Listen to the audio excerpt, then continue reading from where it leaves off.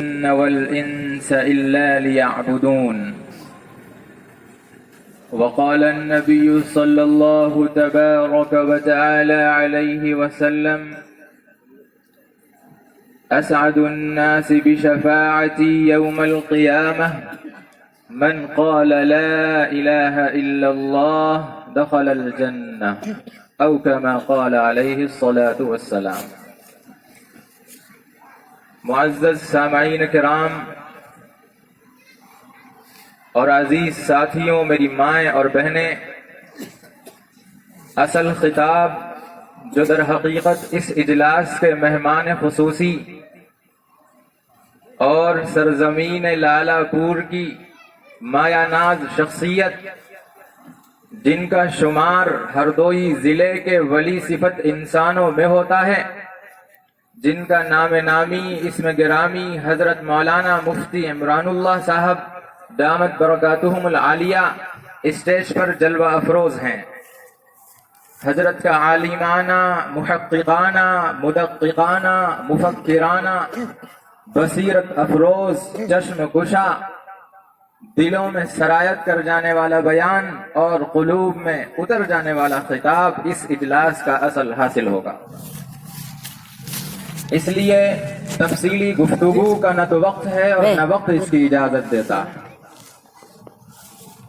بس میں بہت زیادہ سے زیادہ 10 یا 12 یا پھر 15 منٹ کی آپ کے سامنے گفتگو کر کے انشاءاللہ اپنی راہ لیتا ہوں. آپ سب حضرات مفتی صاحب کی باتوں کو بغور سماعت فرمائیے گا. اس سے پہلے میں آپ کے سامنے ضرورت اور مقصد بیان کرنا چاہتا ہوں. آپ ضرورت اور مقصد کو صحیح سے سن لیں، اس کے بعد انشاءاللہ میں اپنی راہ لوں گا. عزیز دوستو، یاد رکھیں، اللہ جل جلالہ عم نوالہ عز شانہ عظم برہانہ نے آپ سب کو جو دنیا میں بھیجا ہے اور ہمیں بھیجا ہے،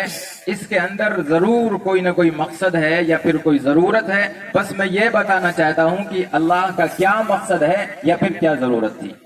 اس سے پہلے میں آپ سے ایک کوشچن کروں گا، ایک سوال کروں گا اور آپ سے کچھ پوچھنا چاہوں گا. آپ سب حضرات مجھے اس بات کا جواب دیں کہ جو آپ نے اب گیہوں کی 2 یا 3 یا 4 مہینے پہلے فصل لگائی تھی، تو وہ آپ نے یوں ہی لگائی تھی یا پھر آپ کے گیہوں لگانے کے پیچھے، اس فصل کے اگانے کے پیچھے کوئی مقصد تھا، کوئی غرض تھی، یا پھر آپ نے یوں ہی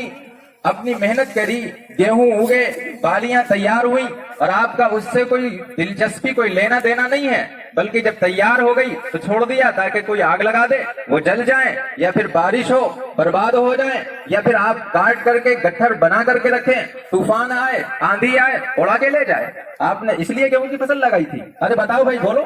ضرورت لیے. یا پھر آپ یہ بتائیں، جب آپ محنت کرتے ہیں، صبح مزدوری کے لیے نکلتے ہیں، شام کو گھر واپس آتے ہیں، تو پھر آپ یہ بتائیں، جب کسی کے گھر پہ مزدوری کرنے کے لیے جاتے ہیں تو اس کے پیچھے آپ کا کوئی مقصد ہوتا ہے یا نہیں ہوتا؟ ضرور آپ کا اس کے پیچھے کوئی مقصد ہوتا ہے. یا پھر یہ بتائیں، جو اس جلسے کے اصل کرانے والے ہیں یا پھر جنہوں نے اس جلسے کا تعاون کیا ہے، انہوں نے یوں ہی تعاون کیا کہ ایسے ہی پیسے دینے ہیں، یا پھر اس تعاون کے پیچھے کوئی ان کی غرض تھی یا کوئی مقصد تھا؟ ارے ضرور ہوگا کوئی مقصد، تبھی تو انہوں نے پیسے دیے، تبھی تو انہوں نے تعاون کیا. یہ مولانا عارف حفیظ صاحب یہاں پر اتنی محنت کر رہے ہیں، آپ کے بچوں کو پڑھا رہے ہیں، آپ کے بچوں کو یوں ہی پڑھا رہے ہیں، یا پھر اس کے پیچھے کوئی مقصد ہے ان کا؟ معلوم ہوا دوستوں، میں بات کو تفصیلی طرف تفصیل اور تطویل میں نہ لے جاتے ہوئے اجمال مجمل کی طرف آتے ہوئے اور بات کو مختصر کرتے ہوئے یہ کہنا چاہتا ہوں کہ مولانا عارف حفیظ صاحب جو آپ کے یہاں محنت کر رہے ہیں، یا پھر وہ آدمی جو صبح مزدوری کرنے نکلتا ہے، شام کو گھر کچھ پیسے لے کر کے واپس آتا ہے، یا پھر وہ آدمی جو اپنے بچوں کو مکتب میں پڑھانے کے لیے بھیجتا ہے، ان سب کے پیچھے کوئی نہ کوئی مقصد ہوتا ہے، کوئی نہ کوئی غرض ہوتی ہے. عزیز دوستوں، بس یہی اگر آپ سمجھ لیں تو میں اللہ کی ذات سے امید کرتا ہوں کہ ہماری اور آپ کی زندگی سنور جائے گی انشاءاللہ. سنیں، اللہ تعالیٰ نے جو دنیا بنائی ہے، دنیا کے اندر انسانوں کو بنایا ہے، یہ ضرور اللہ تعالیٰ نے ایک مقصد کے تحت بنایا ہے. اللہ تعالیٰ کا جب آپ فصل اگاتے ہیں تو آپ کا یہ مقصد ہوتا ہے کہ اس سے گیہوں تیار ہوں گے، بالیاں تیار ہوں گی، اس کے بعد ہم اس فصل کو بیچیں گے، پیسے آئیں گے، ہمارا کھانا ہوگا، ہمارے بچوں کی روزی اللہ تعالیٰ اس کے ذریعے نظم کرے گا.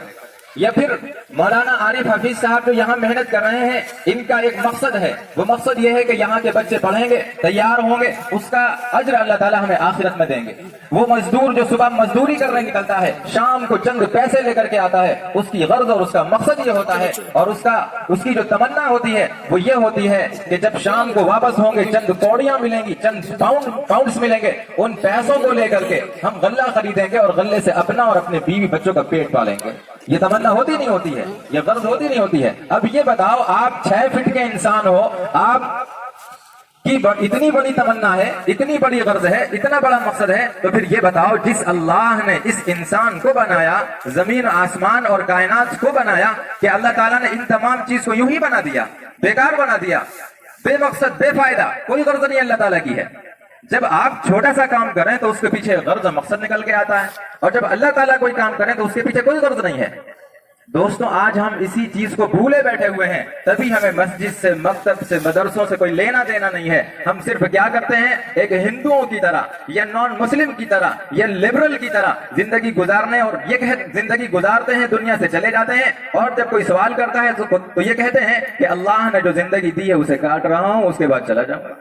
دوستو نہیں، اللہ تعالیٰ کا جو مقصد ہے، اللہ تعالیٰ کی جو غرض ہے، وہ میں نے قرآن کریم سے معلوم کیا کہ اللہ تعالیٰ نے دنیا کے اندر انسانوں کو کیوں پیدا کیا، تو قرآن کریم نے ایک نقشہ کھینچتے ہوئے فرمایا وَمَا خَلَقْتُ الْجِنَّ وَالْإِنسَ إِلَّا لِيَعْبُدُونَ،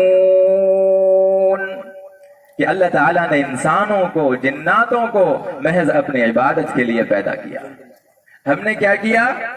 جو ہماری بیوی اور بچے تھے، یا پھر ہمارا جو کھانا کھانا تھا، اپنے پیٹ تک روزی پہنچانا تھا، اس کو ہم نے ضرورت نہیں بلکہ مقصد سمجھ لیا، جبکہ کھانا، بھوک لگنے پر کھانا یہ ہماری ضرورت تھی۔ ہم بیمار ہو جائیں، ڈاکٹر کے پاس جا کر کے دوا لینا یہ بیماری کے تحت ایک ضرورت تھی، لیکن افسوس صد افسوس کہ ہم نے اس ضرورت کو مقصد سمجھ لیا اور مقصد کو ضرورت سمجھ لیا، یعنی مسجد میں آنے کو ضرورت سمجھ لیا۔ دوستوں یاد رکھیں، کھانا پینا، اوڑھنا پہننا، شادیاں کرنا، گھر بار بنانا، یہ ساری چیزیں ہماری ضرورت ہے، مقصد نہیں ہے۔ اللہ تعالیٰ نے مقصد قرآن کریم میں بیان فرمایا کہ انسانوں کو مقصد پیدا کرنے کا یہ تھا کہ وہ ہماری عبادت کریں، لیکن افسوس کہ ہم مقصد کو بھول بیٹھے ہیں۔ پھر آج کا جو نوجوان طبقہ ہے، ہم میں موجود ہے، یا پھر کل کو یہ ان تک بات پہنچے گی کہ فلاں مفتی صاحب آئے تھے یا فلاں مولانا صاحب آئے تھے، انہوں نے کہا تھا کہ گھر بار کو چھوڑ کر کے صرف اللہ کے راستے میں نکل جانا، یہ بتایا تھا مجھے۔ تو یاد رکھیں، جو لبرل لوگ ہیں، جو آج کی نوجوان نسل ہے، جو نیو جنریشن ہے، ان کے ذہن میں جو سوال پیدا ہوتا ہے اس کا جواب یہی دے کر کے جا رہا ہوں تاکہ آپ کے ذہن کے اندر کوئی خلجان نہ باقی رہے۔ اللہ کے نبی صلی اللہ علیہ وسلم کہ گھرانے کی جو سب سے چھوٹی اور یوں کہنا چاہیے کہ سب سے عزیزہ جو امہات المؤمنات میں سے تھیں، جن کا نام حضرت عائشہ صدیقہ رضی اللہ تعالی عنہا ہے، یہ گھر پر موجود تھیں۔ ان کے پاس میں 3 حضرات آئے، تینوں نے یہ اللہ کے نبی صلی اللہ علیہ وسلم کی اہلیہ محترمہ، ہم سب کی ماں حضرت عائشہ صدیقہ رضی اللہ تعالی عنہا سے سوال کیا کہ اللہ کے نبی صلی اللہ علیہ وسلم کے رات کے عمل کیا ہیں، یا پھر دن کے عمل کیا ہیں؟ مختصر طور پہ بتا رہا ہوں، تفصیل حدیث تو بہت تفصیلی ہے، بہت لمبی ہے، بس مختصر بتانا چاہتا ہوں تاکہ آپ کے بات سمجھ میں آ جائے۔ تو حضرت عائشہ صدیقہ رضی اللہ تعالی عنہا نے ان سے کہا کہ اللہ کے نبی صلی اللہ علیہ وسلم پوری رات تہجد پڑھتے ہیں، پورے دن روزہ رکھتے ہیں، یہ اللہ کے نبی کے کام ہے۔ تو ان صحابی جو ملنے آئے تھے، یا پھر جو حضرات حضرت عائشہ صدیقہ رضی اللہ تعالی عنہا کے گھر آئے تھے، وہ 3 حضرات تھے۔ کتنے تھے؟ 3 حضرات تھے۔ ان میں سے تینوں نے یہ کہا کہ جب اللہ کے نبی صلی اللہ علیہ وسلم ہیں، جن کے بارے میں قرآن کریم کہتا ہے کہ میں نے ان کے سارے گناہ معاف کر دیے، اگر ہوں تو پہلی بات تو یہ کہ گناہ کوئی نہیں، نبی بالکل پاک ہوتا ہے، اگر گناہ ہوتے بھی تو میں نے معاف کر دیے، تو ایسا نبی جو ساری کائنات جس کی وجہ سے وجود میں آئی، جو بخشایا ہے، جس کی مغفرت اللہ تعالیٰ نے پہلے ہی کر دی تھی، تو وہ نبی رات کو نفل پڑھتا ہے، دن کو روزے رکھتا ہے۔ تو ہم تو ایک ادنا سے انسان ہیں، ان کے سامنے ہماری کوئی حیثیت نہیں ہے، تو ہمیں تو یہ چاہیے کہ ان میں سے ایک نے یہ وعدہ کیا کہ آج کے بعد کبھی ہم رات میں سوئیں گے نہیں، ہمیشہ آج سے لے کر کے جتنی بھی راتیں گزریں گی، ہر رات میں شروع سے لے کر آخر تک نوافل اور تہجد اور ذکر میں، اذکار میں مشغول رہوں گا۔ دوسرے نے یہ وعدہ کیا یا پھر عزم و ارادہ کیا کہ آج کے بعد ہم دن میں افطار نہیں کریں گے، ہم ہمیشہ روزے رکھتے رہیں گے، اور ان میں سے تیسرے آدمی نے یہ کہا کہ آج کے بعد ہم کوئی شادی نہیں کریں گے اور ہم بیویوں سے دور رہیں گے، کیونکہ اللہ کے نبی صلی اللہ علیہ وسلم اتنے پارسا ہیں، اللہ تعالیٰ نے ان کو معاف کر دیا ہے، ان کے کوئی گناہ نہیں ہے، وہ اتنی عبادت کرتے ہیں، تو ہم شادی کر کے کیوں اپنا وقت ضائع کریں، بلکہ اللہ کی عبادت ہی کرتے رہیں گے۔ اتنے میں اللہ کے نبی صلی اللہ علیہ وسلم تشریف لے آئے۔ اللہ کے نبی صلی اللہ علیہ وسلم نے تینوں کی بات سن کر کے جواب دیا، لا رہبانیت فی الاسلام، اسلام میں رہبانیت جائز نہیں ہے۔ رہبانیت کہتے ہیں کہ بالکل گھر بار چھوڑ کر کے نکل جانا، یا پھر بیوی کے کسی سے شادی نہ کرنا، یا پھر پوری رات جاگتے رہنا۔ فرمایا نہیں بالکل نہیں، ایسا اسلام میں جائز نہیں ہے، بلکہ فرمایا کہ وما خلقت الجن والانس الا لیعبدون کی جو تشریح فرمائی وہ یہ فرمائی کہ آپ جب کوئی کام کریں، مثلا تجارت کریں، آپ کھیتی باڑی کریں، زراعت کریں، کوئی بھی کام کریں، وہ کام اللہ کے نبی صلی اللہ علیہ وسلم کی شریعت کو سامنے رکھ کر کے کریں۔ بس یہ مقصد نکل کر کے آیا کہ اللہ کے نبی صلی اللہ علیہ وسلم کی شریعت کو جب آپ سامنے رکھ کر کے کام کریں گے تو ایک واقعہ سنا کر کے اپنی راہ لیتا ہوں کہ جب اللہ کے نبی صلی اللہ علیہ وسلم کی شریعت کو سامنے رکھ کر کے آپ کام کریں گے تو پھر آپ کی روزی میں، آپ کے غلوں میں، آپ کے پھل میں اسی طرح برکت ہوتی جیسے کہ اس واقعے کے اندر برکت ہوتی ہے۔ سنیں، حضرت ابو ہریرہ رضی اللہ تعالی عنہ، ان کا بہت قصہ طویل ہے، بہت ساری تاریخوں کی کتابوں میں بہت تفصیل سے دیا ہے، لیکن مختصر کر کے بتا رہا ہوں۔ ابو ہریرہ رضی اللہ تعالی عنہ اصحاب صفہ میں سے ہیں، جن کی تعداد 73 ہے یا پھر 72 ہے۔ اصحاب صفہ ان کو کہتے ہیں جو اللہ کے نبی صلی اللہ علیہ وسلم کے پاس پڑھتے تھے، جن کا مکتب اللہ کے نبی صلی اللہ علیہ وسلم چلایا کرتے تھے۔ تو ان کے پاس کھانے کے لیے کوئی چیز نہیں ہوا کرتی تھی، کسی کے گھر سے کچھ آ گیا تو کھا لیا، ورنہ کوئی بات نہیں، ایسے ہی اللہ کا نام لیا اور اپنے پڑھنا شروع کر دیا۔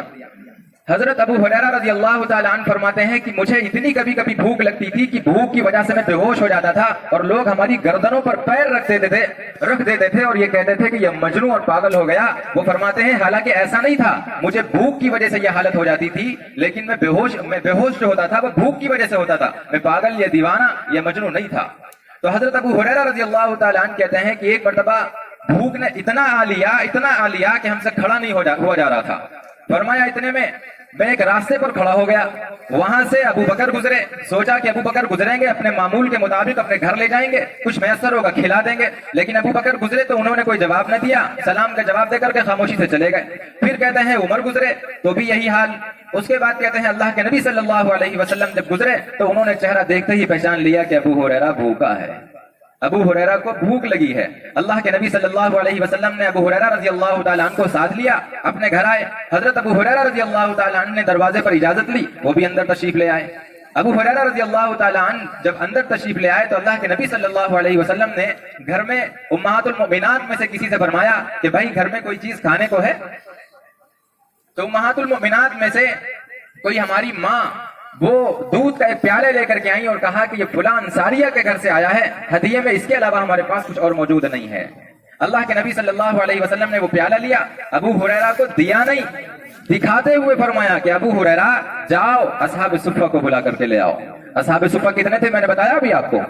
جن کی تعداد کتنی تھی؟ 72 یا 73۔ ابو ہریرہ کہنے لگے اوفو، تھوڑی بہت جو کچھ ہمارے دل میں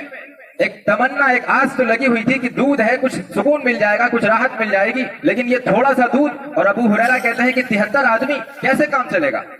لیکن دوستو ابو ہریرہ کہتے ہیں کہ اسلام کا ایک قانون ہے، اسلام کے اندر ایک لا ہے، اور وہ یہ ہے کہ جب کوئی چیز تقسیم کرتے ہیں تو داہنی جانب سے تقسیم کرتے ہیں۔ اس حدیث سے ہمیں یہ بھی سبق ملا کہ جب ہم کوئی چیز شروعات کریں بانٹنے کی تو وہ داہنی طرف سے اور سیدھے ہاتھ سے، اور لینے والے کو بھی سیدھے ہاتھ سے لینا چاہیے۔ انشاءاللہ آج کے بعد سے ہم سے یہ سنت نہیں چھوٹے گی۔ اس کے بعد آگے سنیں، ابو ہریرہ کہتے ہیں کہ یہ جب میں نے سوچا کہ اب ہم کیا کریں گے، سب سے آگے داہنی جانب بیٹھ جائیں گے تو پیالہ سب سے پہلے ہم کو ملے گا، ہم دودھ پی لیں گے، ہمیں کچھ سکون مل جائے گا۔ ابو ہریرہ رضی اللہ تعالیٰ عنہ گئے اور 70 یا 73 جو اصحاب صفہ تھے جن کی تعداد تھی وہ بلا کر کے ان کو لے آئے۔ ابو ہریرہ رضی اللہ تعالیٰ عنہ نے ان کو آواز دی، فوراً آتے ہوئے اور دائیں جانب سب سے آگے بیٹھ گئے۔ اللہ کے نبی صلی اللہ علیہ وسلم نے تاڑ لیا تھا، پہچان لیا تھا ابو ہریرہ بھوکا ہے، لیکن اس کے اندر شاید ایمان کی اتنی کمزوری تو نہ ہوگی جتنی آج ہمارے اندر عزیز دوستوں ہے۔ ابو ہریرہ رضی اللہ تعالیٰ عنہ سب سے آگے بیٹھ گئے، اصحاب صفہ کی لائن لگی ہوئی ہے۔ اللہ کے نبی صلی اللہ علیہ وسلم نے ارشاد فرمایا ابو ہریرہ اٹھ کھڑا ہو، یہ پیالہ لے۔ ابو ہریرہ کہتے ہیں ہماری تو جان میں جان آ گئی، سکون مل گیا کہ ابو تو ہمارا نمبر پینے کا ہے، لیکن اللہ کے نبی صلی اللہ علیہ وسلم کے زبان مبارک سے دوسرا کلمہ نکلا، ابو ہریرہ اٹھ کھڑا ہو، چل پلانا شروع کر، پینا نہیں پلانا شروع کر۔ کہتے ہیں پھر تو ہماری جو جان تھی وہ بھی نکل گئی کہ اب اتنے تھے دودھ میں، اتنے آدمی کیا ہوگا بھلا۔ عزیز دوستوں آگے سنیں، اللہ کے نبی صلی اللہ علیہ وسلم نے جب ابو ہریرہ کو حکم دیا اٹھ کھڑا ہو چل پلانا شروع کر، ابو ہریرہ رضی اللہ تعالیٰ عنہ نے پلانا شروع کیا، ایک نے، دو نے، تین نے، چار نے، الغرض 72 کے 72 آدمی نے دودھ پی لیا، اس پیالے سے دودھ کے اندر ذرہ برابر بھی کم نہ ہوا۔ اس کے بعد آگے سنیں، ابو ہریرہ کہتے ہیں کہ جب دودھ 72 آدمیوں نے پی لیا، اس پیالے کے اندر سے ذرہ اور رتی برابر کمی نہیں ہوئی۔ ہماری باری آئی، اللہ کے نبی صلی اللہ علیہ وسلم نے ارشاد فرمایا ابو ہریرہ چل پی اس کو۔ ابو ہریرہ کہتے ہیں میں نے پیا، اللہ کے نبی نے فرمایا اور پی، کہتے ہیں میں نے اور پیا، اللہ کے نبی نے تیسری مرتبہ فرمایا ابو ہریرہ اور پی، کہتے ہیں میں نے اور پیا، پھر کہنے لگے اللہ کے نبی صلی اللہ علیہ وسلم اور پی، کہتے ہیں اللہ کے نبی میری رگوں میں خون کی جگہ دودھ دوڑ رہا ہے، میں اب نہیں پی سکتا۔ اس کے بعد ابو ہریرہ سے جو اللہ کے نبی صلی اللہ علیہ وسلم نے ارشاد فرمایا تھا، دوستو یہ سبق سیکھنے کا ہے، آج یہ وعدہ کرو ہم سے کہ یہ سبق مجھے لے کر کے جانا ہے اور انشاءاللہ مجھے اپنے ضرورت کو اور اپنے مقصد کو سمجھ کے جانا ہے۔ ابو ہریرہ رضی اللہ تعالیٰ عنہ سے اللہ کے نبی صلی اللہ علیہ وسلم نے ارشاد فرمایا ابو ہریرہ یاد رکھ دودھ کے اندر پیٹ بھرنے کی طاقت نہیں ہے، پیٹ بھرنے کی طاقت اس رب کے اندر ہے جس نے اس دودھ کو بنایا ہے۔ عزیز دوستو جب ہم اللہ کے مقصد کو سمجھیں گے کہ اللہ نے مجھے کس وجہ سے بنایا ہے، آپ کو کس وجہ سے پیدا کیا ہے، جب ہم مقصد سمجھیں گے، اس کی مسجدوں کو آباد کریں گے، ان کے علماء کی قدر کریں گے، ان کے پاس اپنے بچوں کو بھیجیں گے، تو جب یہ آپ عمل کرنا شروع کر دیں گے تو اللہ کی قسم کھا کر کے کہہ رہا ہوں کہ آپ کی روزی میں بھی بالکل اسی طرح برکت ہوگی جیسے یہ دودھ میں برکت ہوئی ہے۔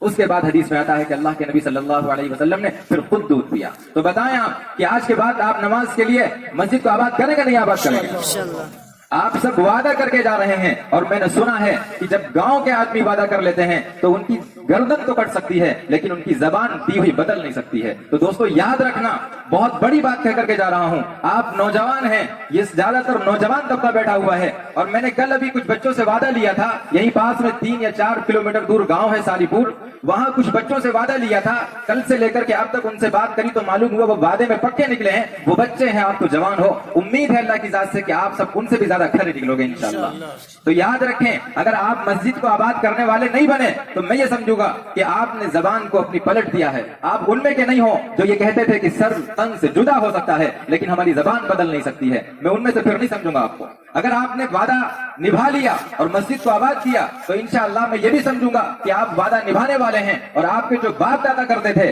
یعنی اگر انہوں نے زبان دے دی ہے تو کٹ تو سکتے تھے، مر سکتے تھے، ٹکڑے کروا سکتے تھے، لیکن اپنی زبان جو دی تھی اسے پیچھے نہیں ہٹتے تھے۔ آپ کے باپ داداؤں کی تاریخ ہے، وقت نہیں ہے ورنہ وہ بھی عرض کرتا۔ تو اس لیے آپ سب کوشش کریں اور سب آپ وعدہ کریں، آپ سب پوری کوشش کریں کہ آج کے بعد انشاءاللہ ہم سے کوئی نماز نہیں چھوٹنی ہے، آج کے بعد ہم سے اللہ کے نبی صلی اللہ علیہ وسلم کی سنتوں میں اور اللہ کے نبی صلی اللہ علیہ وسلم کی طرز زندگی میں اور معاشرے میں زیادہ سے زیادہ کوشش کروں گا کہ اللہ کے نبی صلی اللہ علیہ وسلم کی سنتیں زیادہ زندہ ہو جائیں،